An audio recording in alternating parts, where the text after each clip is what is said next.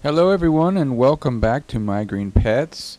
We're in the sunroom now for the duration of the cold winter ahead, and there's a few things happening, exciting things. The first up on the list is Bulbophyllum medusae.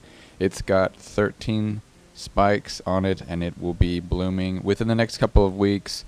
Can't wait to keep you updated on that because it is going to be spectacular.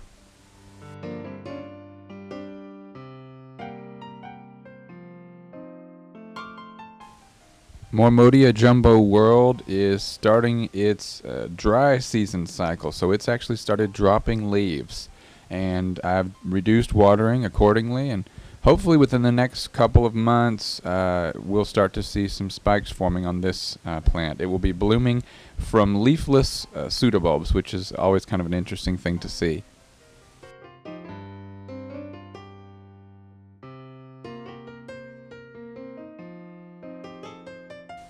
Also, I'm sure many of you are experiencing the same thing. With colder temperatures comes spikes on the Phalaenopsis orchids, and several of mine are starting to show spikes, or have been showing for a couple of weeks now, and growth on those is proceeding quite slowly. They'll probably not bloom until spring, like March or April. This particular plant started branching out and developing a spike over the summer, and it's bloomed one flower, and hopefully we'll have several more flowers form as that continues. And this particular plant just is crazy. It's got 2 spikes from last year, and then it's developing 2 more spikes, which you can see there. And then one of the spikes from last year is developing another spike on it, so it's going to have 4 spikes apparently when everything is done. And don't want to forget these. These are kind of hidden underneath the bench. These are Clivias or Clivias. And I don't see them so much in the United States. In Europe, they're everywhere, and they're just a beautiful, beautiful orange flower in the spring. My Sherry baby has finally bloomed out. It's been producing this spike, or these 2 spikes, for the past couple of months, and finally, a couple of weeks ago, they started opening one by one, and now there's a lovely vanilla-ish fragrance around this plant. It's not really strong. This variety is the Velvet Maroon hybrid, but it's not quite as strong as the Sweet Fragrance hybrid, but it still smells nice. You just have to get a little bit closer, and of course the color and the blooms are always beautiful.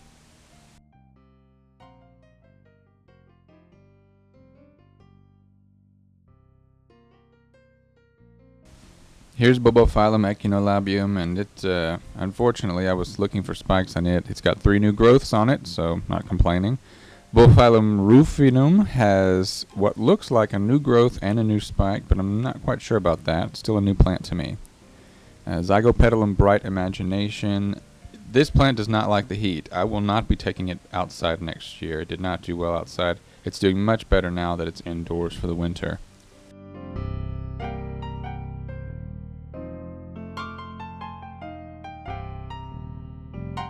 Of course, how could we forget Little Mermaid here? She has been in bloom for about a week and a half now, and wow, she's just charming. There's no wonder that she's earned a Award of Merit from the American Orchid Society.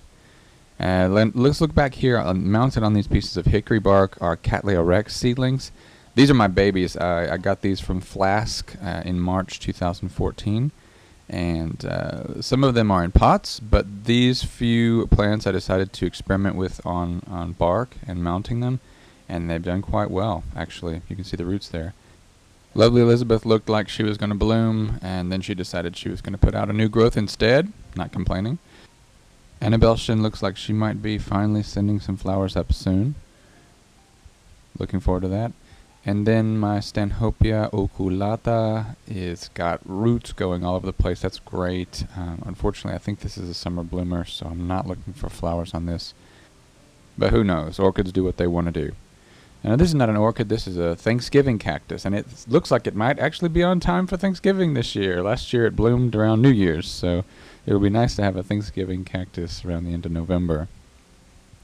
These are my Vandas. You can see that they were hanging under the tree over the summer, and now they are just kind of stuck in pots. The hangers are still on them, and they'll just be kind of tolerating the indoor conditions during the winter.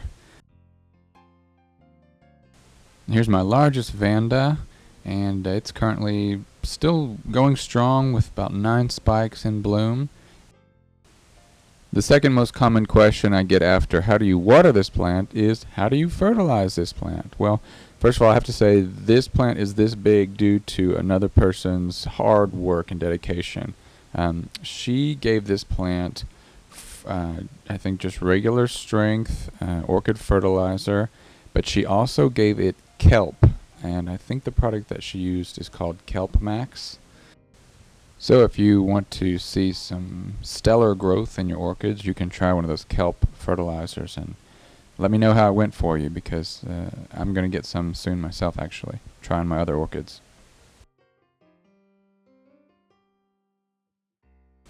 These bromeliads are super rewarding to grow. It's Aechmea fasciata, and they bloom for, this bloom has been there for 6 months, and it'll finally dry out and fall off, but then the plant creates little offsets and you'll have them for years and years and years.